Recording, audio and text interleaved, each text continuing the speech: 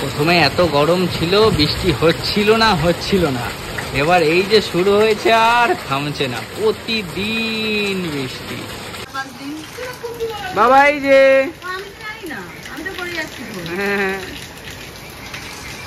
গাছ পড়ে গেছে গো,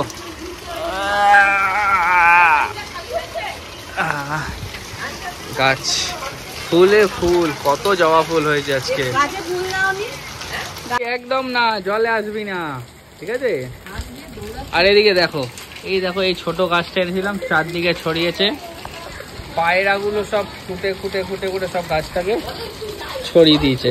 একটা ছোট গাছ এনেছিলাম, অনেক রকম ফুল হতো, কিন্তু এসে দেখছি এই অবস্থা। পুতুলটাকে দেখো ছাদে ফেলে দিয়েছে। হবে না, পুতুল হবে না।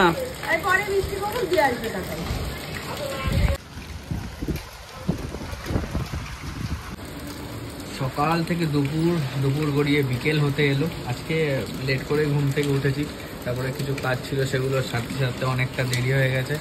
আর এখন প্রায় 3:30 মতো বাজে। আর এদিকে দেখো কর্মকাণ্ড দেখো, কাকিমা বাসন ধুয়ে থালাগুলো এখানে রেখে গেছে, ওই জন্য রিম্পা ছাতা নিয়ে গেছে। এই ছাতা বন্ধ হয়ে গেছে তোর। আর এদিকে বৃষ্টি তো থামার নামই নেই। ওয়াও, কাল থেকে যেহেতু টানা বৃষ্টি পড়ে যাচ্ছে, তাই রিম্পার দোকানের চাপও একটু কম আছে। আর হ্যাঁ, আজকে থেকে নতুন একজন জয়েন করেছে, 2জন, রিম্পা 3, আর আমি তো রয়েছি অ্যাসিস্ট্যান্ট, যখন যেদিকে বলবো তখন সেদিকে চলে যাবো। 4 জন হয়ে গেছি, কোনো আর অসুবিধা হবে না। কিন্তু এই বৃষ্টির জন্য পুরো আজকে ডাউন। কি করে আসবে মানুষ, তাই না? এরকম বৃষ্টি থাকলে মানুষের আসা অসম্ভব না। 7-8খানা কুরিয়ার ছিল, রিম্পা ঘরে বসেই ফোনে সব শুক্লাকে জানিয়ে দিল। শুক্লার নতুন যে মেয়েটা এসছে রেডি করে রেখেছে। আমি তো যেতে পারছি না প্যাকিংয়ের জন্য, তাই শুক্লাই হয়তো, শুক্লারও শরীরটা খারাপ, তাই বললো। আমি বললাম, রিম্পা বললো একটু রেস্ট নিয়ে তারপর যদি সময় পারো তাহলে প্যাকিংগুলো করে রাখো। তাহলে আজকে রাত যদি সময় পায়, তাহলে যে কুরিয়ারের মাল তোলে আর কি, এই দাদাটা, সে যদি সময় পায় তাহলে এসে নিয়ে চলে যাবে, নাহলে আবার সেই কাল সকালে। আর রিম্পা এদিকে বসে পড়েছে লাঞ্চে। সকালে কখন রান্নার কাকিমা এসছে, কখন বাসন মাজা ঘর মোছার কাকিমা এসছে তাও জানি না, আমার কোনো হুঁশই ছিল না। এখন দেখছি যে সিম্পল মেনু হয়েছে, ভাত, বাঁধাকপি, আর এটা কি মাছ? ভেটকি। ও কালকে নিয়ে এসেছিল, এটা দোকান থেকে আসার সময় রিম্পা নিয়ে এসেছিল ভেটকি মাছ, তাই আজকে কদিন ধরে ইচ্ছা করছিল ভেটকি মাছ।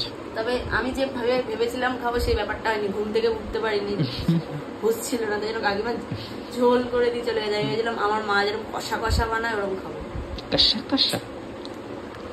চলো খাওয়া দাওয়া করে নিই, ওষুধ খাবার আছে। আজকে সকাল থেকে হালকা হালকা আবার গাটা গরম হচ্ছিল, এখন স্নান টান করলাম, এখন আবার ঠিক আছে। সকাল গড়িয়ে দুপুর গড়িয়ে বিকেল গড়িয়ে সন্ধে হতে এলো, কিন্তু বৃষ্টি এখনো থামলো না। আর অল্প করে ভাত খেলাম, একদম মুখে রুচি নেই, না বললেই চলে, খেতে হলো তাই খেলাম, যেহেতু ওষুধ খেতে হবে। দুপুরবেলা করে একটা ক্যালপল 650 আর একটা অ্যান্টিবায়োটিক আছে, নামটা ঠিক আমার এখন মনে পড়ছে না, পরে নিশ্চয়ই তোমাদেরকে বলবো। আর ওষুধ দুটো খেয়ে একটু শোবো, ঘুম পাচ্ছে। আর আজকে বাড়িতে নিচে রিনামার ঘরে মনসা ঠাকুরের গান আছে, একটা ছোটোখাটো অনুষ্ঠান, মানে উৎসবটা সবাই আসে, মনসা ঠাকুরের বই পড়ে, সেইটাই আজকে আছে।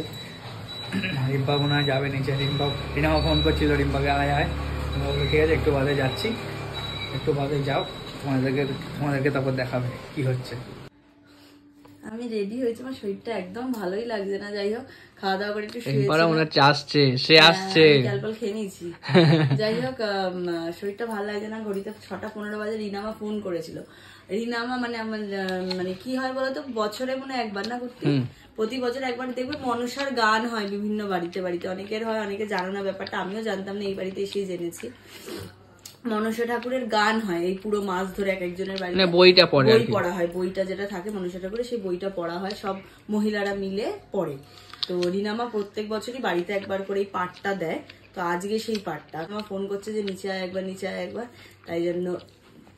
আর সকালবেলা একবার ফোন করে বললো যে একবার আসিস, মানে এরকম গান হবে, তা বললাম ঠিক আছে, তাই ভাবলাম এখন হচ্ছে 5:30 থেকে শুরু হয়েছে, একবার ঘুরে আসি। হ্যাঁ যাও, আমরা দোকানে একটু আপেল খাই। হ্যাঁ, তোমাদেরকে নিয়ে যাই, তোমরাও দেখবে যারা জানো না বা দেখোনি। চলো।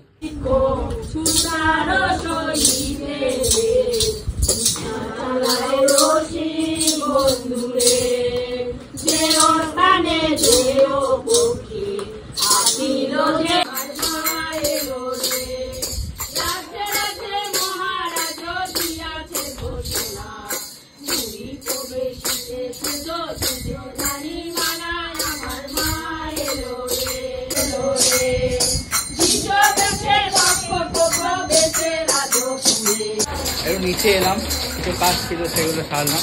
এদিকে এখনো অনুষ্ঠান চলছে।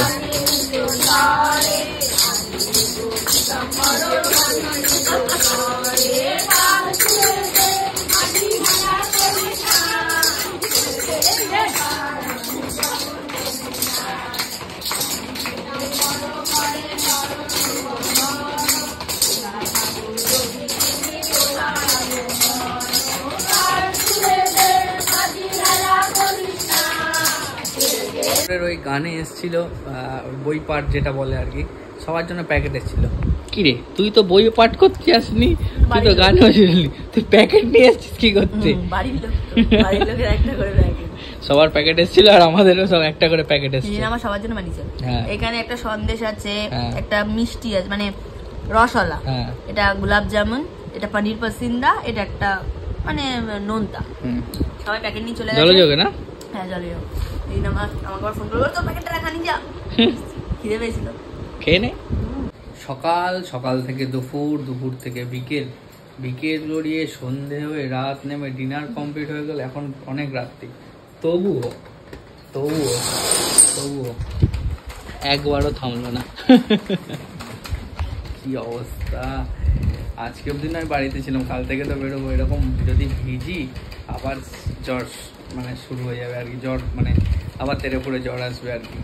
তাই কি ভাবছি কী করবো কালকে, যদি বেরোও, যদি বৃষ্টি নামে যদি বেরোই তাহলে স্কুটি নিয়ে বেরোবো না, ছাতা নিয়ে বেরোবো, হাঁটতে হাঁটতে টুকটুক করে দোকানে যাবো, আবার ছাতা নিয়ে টুকটুক করে বাড়ি। আমি যখন দমদমের দোকানে যাবো তখন একটু অসুবিধা হয়ে যাবে। রেনকোট কোথায় আছে খুঁজে পাচ্ছি না, আলমারির মধ্যেই রয়েছে, নাহলে খুঁজতে হবে। রাত্রির এখন অনেকটা হয়ে গেছে, ডিনার আমাদের কমপ্লিট, একটা রুটি খেয়েছি। আর সন্ধ্যাবেলায় ওই সন্ধ্যে না তখন অনেকটা লেট করে ওই মিষ্টি, তারপরে জলযোগের যে বক্সটা ছিল আমি আর রিম্পা মিলে পুরো সাফ করে দিয়েছি, তাই জন্য পেটটা ভর্তি ছিল। একটা রুটি খেয়েছি। আর কিরে খবর কি? আজকে তোমার বিয়ন্ড 6 ইয়ার্স এর ওপেনিং ছিল। অর্পিদি সৌহার্দ্যতা দুজনেই কালকে আমাকে ফোন করেছিল, যাওয়ার কথা বলেছিল। আমি বললাম যে এরকম কুর্তির এতটা জ্বর, তাই জন্য কুর্তি 3 দিন ধরে বাড়ি থেকেই বেরোতে পারছে না, কিভাবে যাবো বলো? ইচ্ছা তো অবশ্যই থাকে যাওয়ার, কিন্তু যেতে পারলাম না। তাই একটু আগে দিদির সাথে, একটু আগে বলতে তাও কটা 10:30 মতো বাজে, তখন কথা হচ্ছিল। খুব ভালোভাবে ওপেনিং হয়েছে, রিবন কাটিং হয়েছে, অনেক গেস্ট এসেছিল।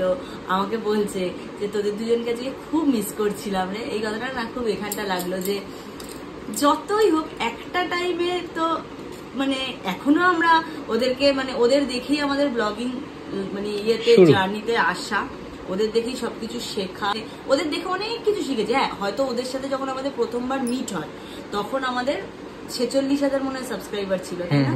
সেই জার্নিটার পর থেকে অনেক কিছু ওদের থেকে শিখেছি। যদি কিছু ভুল হয়েছে মানে ব্লগে, সেটাও ওদের থেকে শিখেছি, যেটা ভালো হয়েছে সেটাও ওরা অ্যাপ্রিসিয়েট করেছে, খুব ভালো হয়েছে, অনেক কিছু শেখার মানে ইয়ে হয়েছে। তো আজকে সেই রিলেশনটা খুব গভীর হয়ে গেছে আমাদের। অনেকে অনেক রকম এই কথা ওই কথা বলে, বাট রিলেশনটা আমাদের খুব পিওর। আর সেই জায়গাটা ওরাও আমাদের দিয়েছে, আমরা ওদেরকে দিয়েছি। তো তাই জায়গায় দাঁড়িয়ে আজকে যখন আমাকে বলছে না তোদের দুজনকে খুব মিস করছিলাম, এই কথাটা না শুনে খুব ভালো লাগলো যে সত্যি ওরা আমাদেরকে ভালোবাসে। যে এই কথাটা তখনই মানুষ বলবে যে কেউ কাউকে যদি ভালোবাসে, তখনই এই মানুষ এই কথাটা বলে যে আজকে সবার সঙ্গে তোদেরকেও কিন্তু ভীষণ মিস করেছি। আজকে মানে আগামীকাল হচ্ছে 2 তারিখ, ঠিক আছে? আমাদের 2 তারিখে সবাই মিলে একটা আবার গল্প আড্ডা করা, খাওয়া দাওয়া করা প্ল্যান ছিল, বাট আমরা বললাম যে করার কথা, প্ল্যানটা যেন ক্যান্সেল না করে সবাই মিলে। আমি কুর্তি, ওদিকে দাদা দিদি, ওদিকে শুভমদা, রিমাদি, তারপর সুনীত, অনিশা, সবাই মিলে দিদির বাড়িতেই, প্রথমে অনিশাদের বাড়িতে ঠিক হয়েছিল, তারপর দিদির বাড়িতেই ঠিক হয়েছিল। বাট দিদি একটাই কথা, শুভমদা নাকি দিদিকে জিজ্ঞেস করেছে, তখন দিদি নাকি একটাই কথা, দিদি আমাকে যেটা বলছে আমি একটাই কথা বললাম, সুনীতের জ্বর, সুনীতাকে সুস্থ হোক, তারপর একটা উইকেন্ড দেখে করা যাবে। মানে এটাও আমাদের কাছে অনেকটা বড় পাওনা। যাই হোক, এই রিলেশনটা যেন টাচ উড একদম ফিঙ্গার পাস যেন এরমই থাকে।